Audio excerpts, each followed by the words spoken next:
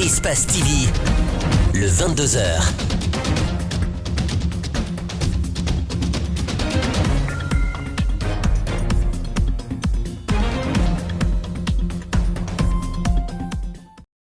La Tunisie, de par son histoire et sa position géographique, a un rôle de premier plan à jouer pour d'une part préserver le visage humain du continent, mais aussi jouer un rôle de premier plan pour concrétiser les potentialités de croissance économique.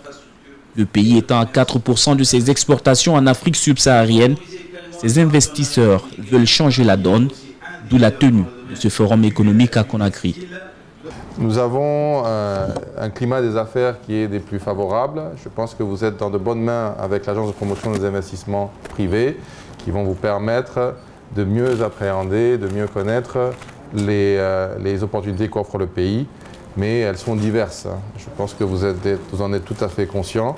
Nous avons l'énergie, particulièrement l'énergie hydraulique, nous avons l'agriculture, les infrastructures, mais également les mines, les TIC. TABC Tunis Africa Business Council est l'orchestre de cette initiative. Son but est de mettre l'Afrique au cœur des préoccupations du gouvernement tunisien ainsi que des opérateurs économiques. Depuis maintenant 4 ans, nous œuvrons à rapprocher la Tunisie de ses voisins et frères africains, en accompagnant et conseillant les porteurs de projets intra-africains, en encourageant les investisseurs et les financiers à soutenir ces projets, mais aussi en plaidant auprès des acteurs gouvernementaux en faveur de l'approfondissement des échanges intra-africains. Nombre de personnes ont compris que l'Afrique est l'avenir de demain. Ses fils sont mieux placés pour parler de son passé, a dit Joseph Kizerbo. Cette citation se matérialise à travers des forums économiques entre États comme celui de la Guinée et de la Tunisie. L'USAID est très actif dans le domaine de l'éducation et de la santé, surtout en milieu rural. L'approvisionnement en médicaments est déterminant pour les populations à revenus modestes. Aujourd'hui, l'opportunité de signer un accord de coopération bilatérale pour 15 millions de dollars américains. Ça représente une partie de l'aide américaine pour 2019. Et la signature aujourd'hui, ça nous permet de continuer notre travail dans le domaine de santé. Ça va renforcer la chaîne d'approvisionnement de médicaments et aussi ça va continuer le travail dans la lutte contre le paludisme en Guinée. S'ouvre alors un débat sur le niveau de partenariat et le financement des projets par les institutions internationales.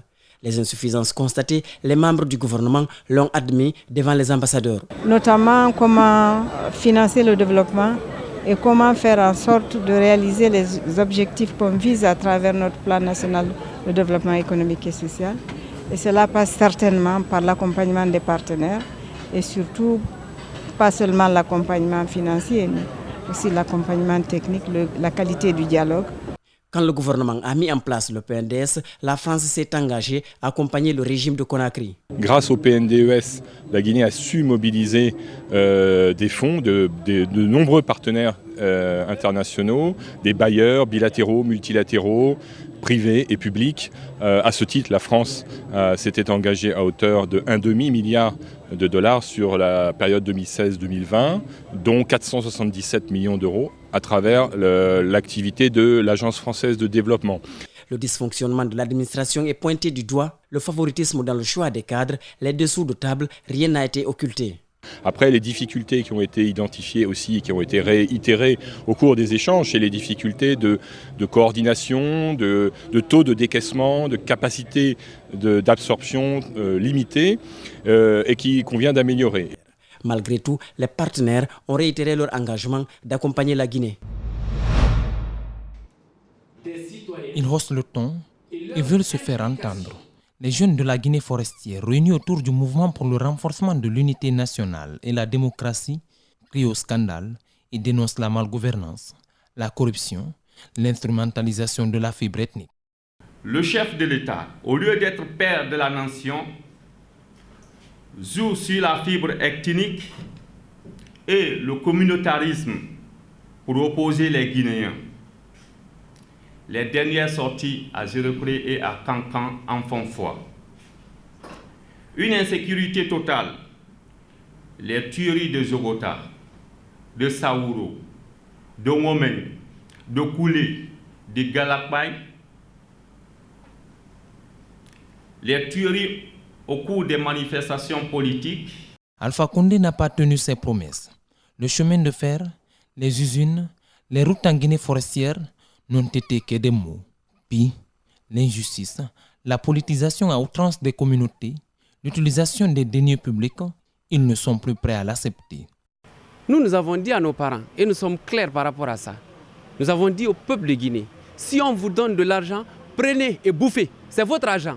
Désormais, ils rentrent dans l'arène et comptent se dresser contre la modification de la Constitution. Nous ne voudrions pas qu'on mente au peuple de Guinée, qu'on lui dise la vérité.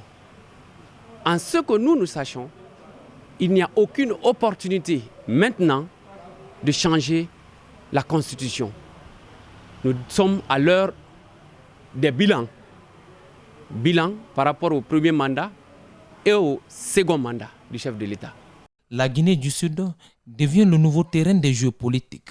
Après l'accueil grandiose du président de la République, la démonstration de force du FNDC, le tour est aux ressortissants qui veulent prendre leur destin en main.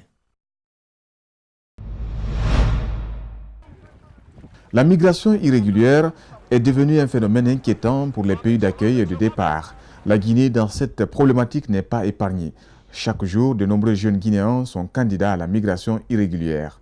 Le chemin qu'ils empruntent est plus souvent périlleux.